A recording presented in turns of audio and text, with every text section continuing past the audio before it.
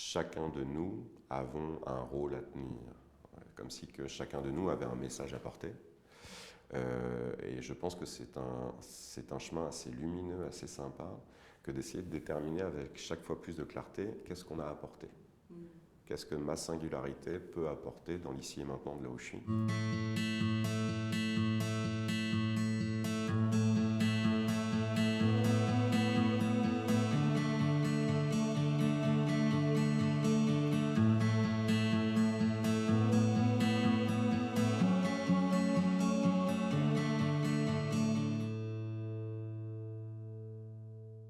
Bonjour Arnaud, Bonjour Sonia.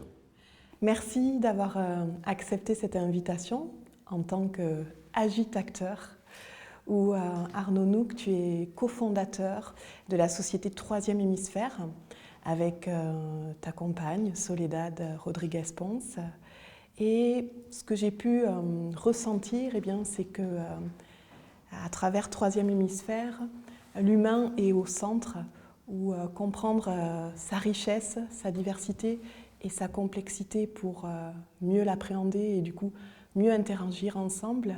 J'ai eu l'impression que c'est un petit peu ce fil conducteur. Est-ce que tu peux nous en parler et te présenter également ? Ok, alors oui, effectivement, l'idée du troisième, c'est qu'effectivement tout vient de l'humain, et en particulier tout vient de la relation. Tout projet collectif, de quelque nature qu'il soit, associatif, administratif, entrepreneurial, part d'une relation, et même en général est un tissu de relation. Et c'est la qualité de la relation qui va faire, on va dire, l'efficience de ce qui va être produit. Quels que soient les objectifs qui sont fixés, quels que soient les buts qu'on essaie d'atteindre, ça va être énormément à travers la qualité de la relation qu'on entretient. Alors, à l'autre, que nous allons réussir à effectivement avancer ensemble. Et après, en général, moi je le traduis un peu comme ça, on simplifie des choses qui semblent un peu difficiles ou complexes de l'extérieur quand on n'a pas suffisamment de cartes. Et je complexifie des visions quand on a l'impression d'être en face d'une évidence, d'une interprétation et ainsi de suite. Et voilà, en gros, je me présente souvent comme un traducteur. En fait. Je traduis les perspectives. Tu traduis les perspectives. Et alors, comment ça se matérialise au niveau d'une organisation ou d'une entreprise où la relation pour toi est au centre et la clé ? Alors on intervient autant, je veux dire, il y a 3 tiers. Un tiers d'association, un tiers d'administration publique, un tiers d'entreprise. Nous intervenons et on utilise différents, ce que j'appelle des formats. On utilise de la formation, par exemple, management, stress, conflit, communication, ça va être les 4 thématiques sur lesquelles on va intervenir. De la formation, ce qu'on appelle de l'analyse de la pratique, c'est-à-dire réunir un groupe pour réfléchir sur des situations. Quand par exemple on se rend compte qu'il y a des défaillances en termes de communication, on se réunit, on essaye de comprendre d'où est-ce que ça vient. Supervision, éventuellement, c'est quelque chose qui est un peu similaire, mais peut-être un petit peu plus directif. Et très régulièrement, je suis aussi sollicité, mais là pour le coup c'est plutôt moi qui prends cette part-là dans l'entreprise, pour de la facilitation. Facilitation, c'est quand, par exemple, quelque chose qui arrive assez régulièrement, il y a un CSE qui doit se rencontrer au sein d'une entreprise. On se rend compte que des points à l'ordre du jour risquent d'être les échanges risquent d'être un peu vifs. Et du même coup, je viens finalement faciliter l'échange, médiatiser l'échange à travers un certain nombre d'outils de communication, de posture, de synergologie, décryptage du langage corporel. Je joue un peu sur différents tableaux. Le but du jeu, encore une fois, c'est qu'on arrive à un espèce de consensus. Oui. D'accord, donc de la formation, de la supervision, de la facilitation, du coaching aussi ? Oui, ça peut arriver aussi fréquemment. C'est plus ponctuel, mais effectivement, on se rend compte que par moment, la prise de décision, une fois qu'on a compris un petit peu l'environnement, qu'est-ce qui s'y passait, qu'effectivement, il s'agit plutôt de personnes individuelles ou de petits groupes qu'il faut accompagner pour avancer soit sur la mise en œuvre, soit sur effectivement la prise de décision. Et là, c'est plutôt un format de coaching qu'on va mettre en place, effectivement. Ok. Et alors, troisième hémisphère, voilà, c'est toujours où j'aime jouer avec les mots, j'aime les mots. D'où ça vient, le troisième hémisphère? Pourquoi? Alors, d'où ça vient? Une amie de Hong Kong qui passait à la maison à ce moment-là, juste en plein brainstorming avec Soledad sur notre nom. On avait un ancien nom avant qui correspondait un peu à la forme pédagogique qu'on utilise dans le cadre de nos formations, mais ça ne correspondait pas exactement, ça ne disait pas assez de ce qu'on avait envie de faire. Et cette amie est passée, on a échangé 10 minutes, et je nous ai vus dans notre salon en train d'échanger à trois. Et j'ai vu en fait que l'échange qu'on était en train d'avoir avec Soledad, finalement, elle avec sa féminité, moi avec ma masculinité, on était dans quelque chose d'une belle complémentarité, mais il nous manquait un regard extérieur. Et du coup, c'est là est apparue l'idée de tiers, qui est fondamentale dans l'accompagnement thérapeutique. Par exemple, une équipe va avoir besoin, un thérapeute va avoir besoin à un moment d'un regard extérieur, un regard qui fait tiers, pour justement pouvoir changer de perspective et regarder la situation sous un autre angle. Donc, principalement, troisième est apparu de ça. Hémisphère, c'est parce que c'est un double jeu de mots. Soledad est argentine, donc de l'hémisphère sud. Moi, normand, donc plutôt de l'hémisphère nord. Et on trouvait ça intéressant déjà de proposer souvent, on propose un regard nomade dans nos interventions. C'est-à-dire que nous sommes multiculturels et polyglottes l'un et l'autre. Et souvent, on se rend compte que notre façon de penser ou de prendre les choses est habitée par toutes ces cultures qui nous habitent. Et que c'est ça qui va justement générer cette perspective un peu autre pour regarder une même situation qui est en général une situation sédentaire. Donc ça implique une représentation du temps et de l'espace qui est un peu différente de celle d'un nomade. Donc il y avait cette partie-là, culturelle, on va dire, interculturelle. Et l'autre partie, parce qu'on aime bien jouer avec ça, même s'il n'y a aucune validité scientifique à proprement parler, sur le fait que les deux hémisphères du néocortex, le gauche qui traite plutôt les mots, les chiffres, l'analyse, la rationalité, le droit qui est plutôt la philosophie, l'intuition, les émotions et ainsi de suite. Et en tout cas, on se rendait compte que régulièrement, les parties opérationnelles des organisations et en particulier des associations étaient très souvent dans l'hémisphère droit, donc dans l'empathie, dans l'accompagnement, plutôt dans le temps long de la relation. Tandis que plus on montait dans les organigrammes, et plus on se rendait compte que c'était plutôt des logiques et des références l'hémisphère gauche. Tableur Excel, rationalité, projectif, perspective, business plan. Et forcément, quand ces deux instances essayent de se rencontrer, et on l'a particulièrement vécu avec le Covid, où la branche de management intermédiaire est partie pour beaucoup en télétravail. Donc ça a mis en confrontation très directe des personnes qui n'étaient pas nécessairement très habituées à échanger ensemble. Et beaucoup d'entreprises et d'organisations se sont rendues compte qu'ils ne parlaient pas la même langue. Et que du coup, cette espèce de défaillance de la communication, elle est justement, elle vient parler de ces références différentes et de ce besoin de redéfinir les termes et les mots qu'on utilise ensemble. Donc ça, c'est le deuxième volet de troisième hémisphère. On est l'hémisphère qui vient filer un coup de main aux deux pour qu'ils arrivent à discuter ensemble. Du coup, par rapport à ton activité, votre activité, vous impactez positivement la planète en accompagnant l'humain dans les organisations. Et j'aurais voulu savoir quelle est ta vision du monde pour mieux se saisir, mieux appréhender demain par rapport à tout ce qui se passe actuellement et être mieux dans les organisations. Alors je crois qu'il y a un gros travail de filtre en fait. Quelque chose où nos systèmes éducatifs ne sont pas encore à la page sur nos besoins. Je pense que on vit, au niveau de la civilisation, on vit l'ère de l'information. L'ère de l'information, ça implique que tout le temps, nous sommes traversés, imprégnés d'informations de différentes natures, de différentes tonalités. Et que ça demande véritablement un effort, une discipline pour filtrer cette information, pour la laisser en dehors, c'est-à-dire pour ne pas être trop impacté. Pas parce que l'information est mauvaise en soi. Par contre, effectivement, quand je regarde un petit peu je suis assez sensible à la tonalité émotionnelle qui passe à travers les mots et les informations froides et rationnelles. On retrouve quand même beaucoup d'anxiété, énormément d'inquiétude, qui génèrent systématiquement des situations de panique. La problématique, quand on est dans une ambiance mentale teintée de cette panique, on va avoir tendance à avoir le champ de vision qui se rétrécit et le rapport à l'espace-temps très réduit à l'urgence. Donc, en fait, je me rends compte de qu'est-ce qu'on apporte. On apporte justement, on fait sortir un peu la tête du guidon, on remontre que les perspectives sont, il y a pléthore de possibilités. Finalement, c'est comme si on changeait un peu le rapport espace-temps aux gens. En leur rappelant, par exemple, que l'humanité est très ancienne, mais que vous remontez à, allez, 3, 4, 5 000 ans avant Jésus-Christ, on commence à être fondamentalement dans l'hypothèse. Il y a beaucoup de choses qu'on ne sait pas encore.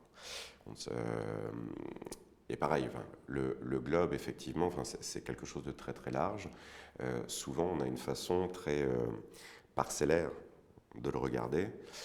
C'est comme si un petit peu on avait des lunettes un peu déformantes. Et c'est ce que nous fait faire en général l'anxiété. Ça nous fait regarder le monde avec des lunettes un peu déformantes. Du même coup, c'est pour ça que je te disais avant qu'on commence, on vient souvent changer un peu les perspectives pour faire un peu évoluer les croyances. Oui. Voilà. Alors, en gros, l'impact très direct que ça redonne espoir. Parce qu'une fois qu'un humain se rappelle, tu as un exemple tout à fait concret, je pose souvent la question quand je suis en formation, quelle est l'activité et le lieu qui représente la paix pour vous? Et formation de management, codir, tu vois, truc très sérieux, mais ça permet de poser un cadre qui rappelle que derrière les fonctions, on est des humains, donc c'est plutôt pas mal. Spontanément, depuis une dizaine d'années que je pose cette question, les gens, qu'est-ce qu'ils me répondent? Ils me répondent dehors dans la forêt, ils me répondent au bord d'un lac, à côté d'un ruisseau, ainsi de suite. Ils me parlent de sport, ils me parlent de la maison, foyer, le feu, le sport, l'air, la forêt, la terre et l'eau. Rappeler en termes de perspective, par exemple, qu'un être humain, avec toute son évolution, tout son néocortex, toute sa rationalité, et ainsi de suite, quand vous lui demandez qu'est-ce qu'il doit faire pour être en paix, spontanément, naturellement, il va se recharger aux sources basiques qui nous constituent tous. Ça, je pense que ça fait partie des rappels qui ressourcent, qui font du bien et qui permettent de mettre un petit peu de côté toute cette lecture très angoissée des choses, du monde, de la corruption, du cynisme, et ainsi de suite. C'est de se rappeler que l'humain n'est pas si mal parti qu'il n'est. Se rappeler aussi que la société dans laquelle nous vivons, il y a cette espèce de croyance que ça a toujours été comme ça. Je fais beaucoup d'histoire aussi dans les formations, je rappelle que non. Selon l'endroit historique et géographique auquel vous regardez, vous vous rendez compte qu'on n'était pas organisé de la même façon et ce n'étaient pas non plus les mêmes valeurs qui étaient promulguées. Donc voilà, on redonne un petit peu plus de perspectives pour ouvrir un petit peu le champ de vision pour que de nouvelles perspectives arrivent. Donc le principal conseil que je donne, déjà, vous filtrez. Et un adage qu'on répète assez souvent, tout ce qui sort de la bouche d'un humain est sa croyance. Toute croyance est sacrée, on n'y touche pas. Mais par contre, c'est mon choix et ma responsabilité de l'écouter et de la suivre. Donc déjà, il y a un premier lien de mise à distance et un deuxième de forcer un peu notre regard à amplifier un petit peu sa perspective, à regarder un petit peu plus large. Et c'est vrai que tu permets à chacun, rien qu'en posant cette question au départ, quel est cet endroit où vous vous sentez en paix, où tu permets à chacun très rapidement de se reconnecter à soi finalement et ce soit, comme tu dis, il est accessible à tous et voilà, ce lien à la terre. Il est gratuit. Et oui. et aux éléments aussi et ce rappel-là, en fait, si on faisait ce travail tous les jours de s'en rappeler, eh bien peut-être que oui, on tracerait cette voie plus facilement, ou en tout cas on conserverait cet espoir au quotidien. Merci pour voilà, cette vision déjà que tu nous permets d'avoir et de ressentir. Quel est ton rapport, où tu as parlé tout à l'heure des éléments de la Terre, quel est ton rapport au vivant, à cette nature qui nous entoure? Bah, comme beaucoup d'êtres humains que je connais, c'est ma principale source de tranquillité en fait. Alors déjà, concrètement, métaboliquement parlant, nous sommes entourés de matériel qui produit des champs électromagnétiques. Et ça fonctionne un peu comme des aimants. Nous, on est plutôt chargé négativement. Ces trucs-là ont tendance à plutôt générer du ion positif. On les attire, on s'en imprègne, ce qui nous fait gonfler. Très mécaniquement, bah, pour décharger, pieds nus, sol, enfin, sur la terre, pouf. Okay. On régule déjà les bactéries que nous avons dans l'estomac qui nous permettent d'assimiler les aliments, les nutriments, ont besoin de photons, de la lumière, pour pouvoir s'activer et ainsi de suite. C'est pas ésotérique, le rapport aux éléments, c'est pratico-pratique. Notre corps a besoin de ces éléments pour réaliser sa chimie interne.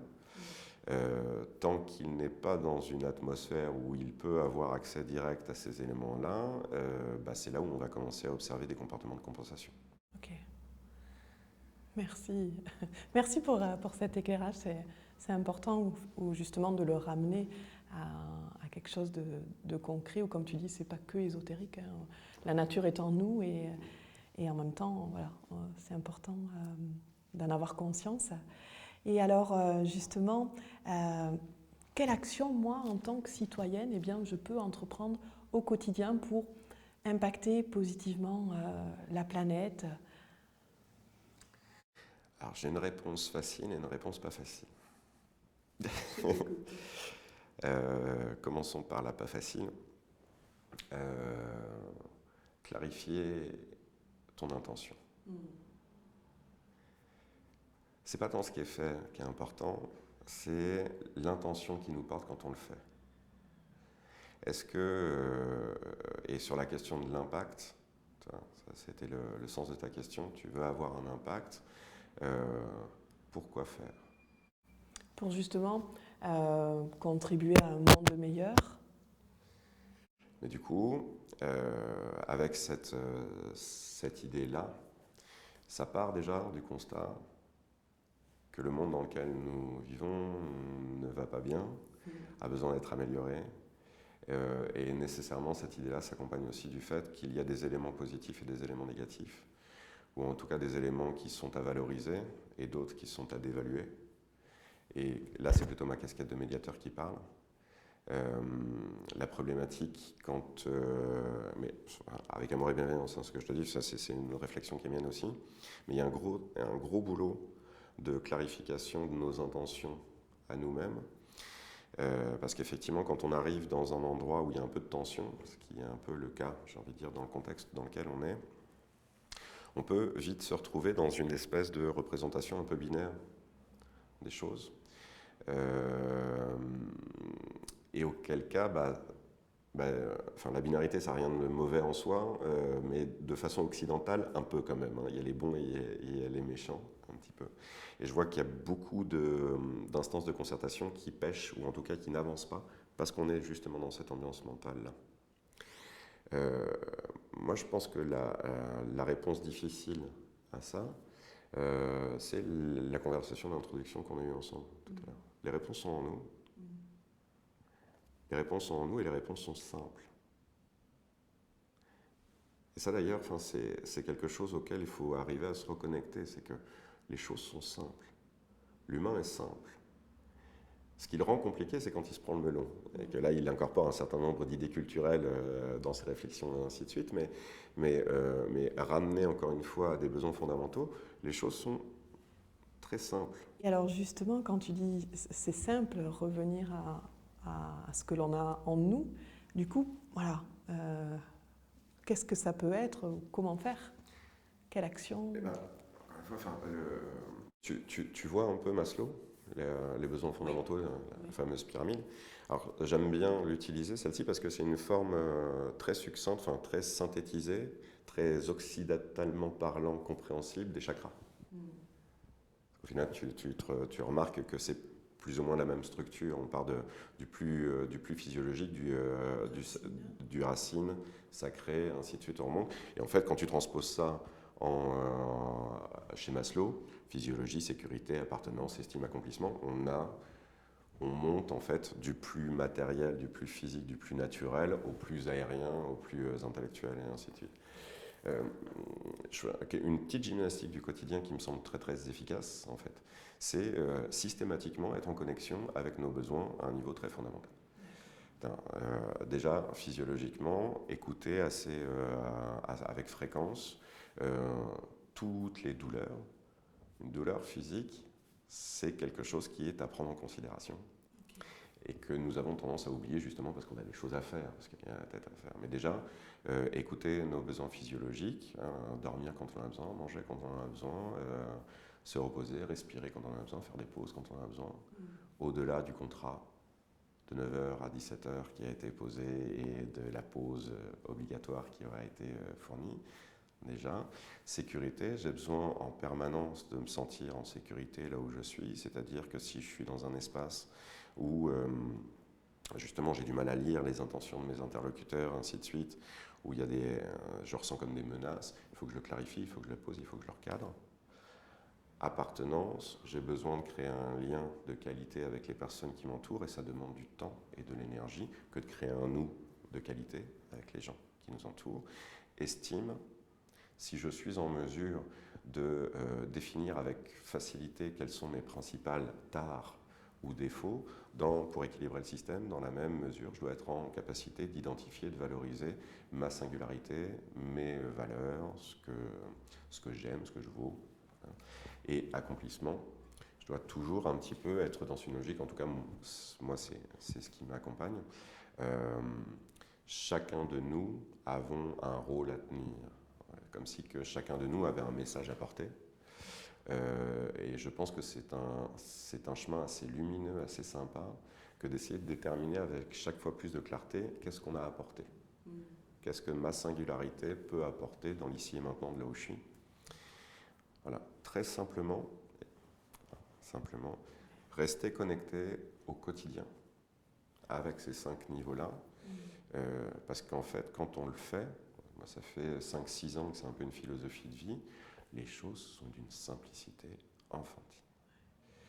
Oui. Les décisions sont d'une simplicité enfantine, les gens que je rencontre, la distance que l'on pose entre nous se fait très très spontanément, très naturellement, les projets viennent très spontanément, très naturellement. Plus on est centré là-dessus et plus le chemin est simple.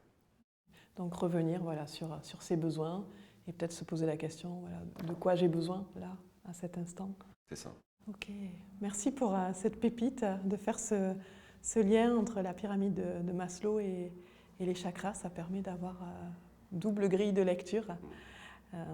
Merci, c'est vraiment précieux.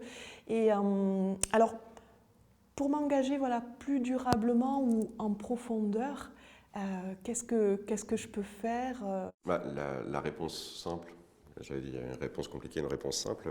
La réponse simple, c'est trouver ta tribu. Trouver ma tribu. Ouais. Trouver ta tribu et la choyer, oui. La faire vivre, l'animer, dans le sens animer, lui donner vie un petit peu. C'est-à-dire trouver ces personnes qui, au travers le monde, finalement, matchent avec ta vision du monde. Et ainsi de suite, parce que j'ai remarqué que dans une logique un peu entrepreneuriale, c'est souvent comme ça que ça se passe. Quelqu'un qui a une bonne idée, ou en tout cas qui a une idée qui lui parle, donc, dans laquelle il a foi, et ça résonne tellement fort en lui, ou en elle, qu'il y a l'espèce de loi d'attraction, qui est encore une fois quelque chose d'assez physique, qui se met en place, qui va attirer très naturellement à lui ou à elle, justement des personnes qui matchent, qui résonnent sur la même fréquence.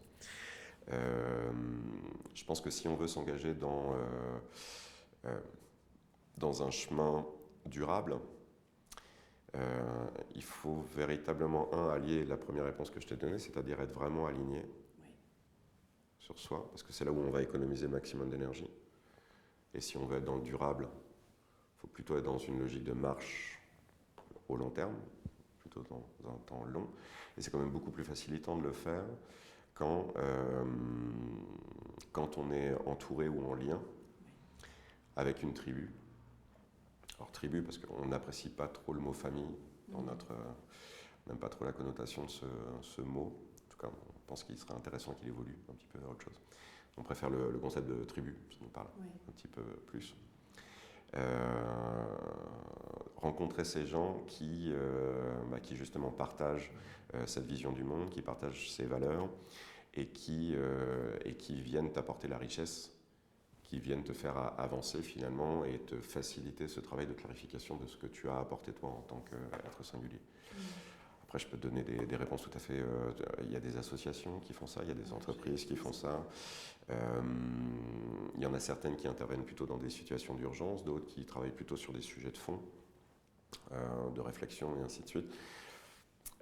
Mais ça va dépendre de ton niveau d'énergie et de là où tu sens que tu as plus ton rôle à jouer, de ce qui te parle le plus. Donc trouver sa tribu, c'est trouver une communauté avec qui on va se sentir bien, avec qui on va sentir que ça vibre de manière naturelle. C'est ça. Et spontanément, on est arrivé au sud, entre Brive et Limoges, en même temps que Blue était pas loin d'arriver. Du coup, la première tribu qui a commencé à se constituer avec nous, c'était des jeunes parents finalement qui étaient pareil dans ce chemin de natalité. Et de petit à petit, c'est greffé. Je me suis rendu compte que ça serait pas mal de parler aux jeunes papas. Parce que masculinité et parentalité, ça peut faire des nœuds au cerveau. Et du même coup, voilà, de fil en aiguille, on rencontre des personnes. Et de fil en aiguille, il y a un Canadien qui a su qu'on était en train de faire des trucs. Du coup, ça échange, voilà. Et ça se fait naturellement, cette tribu se constitue et des nouveaux liens se créent un peu partout. Tribu, des cercles, des liens. Merci pour ton partage et merci pour cette interview qui arrive à la fin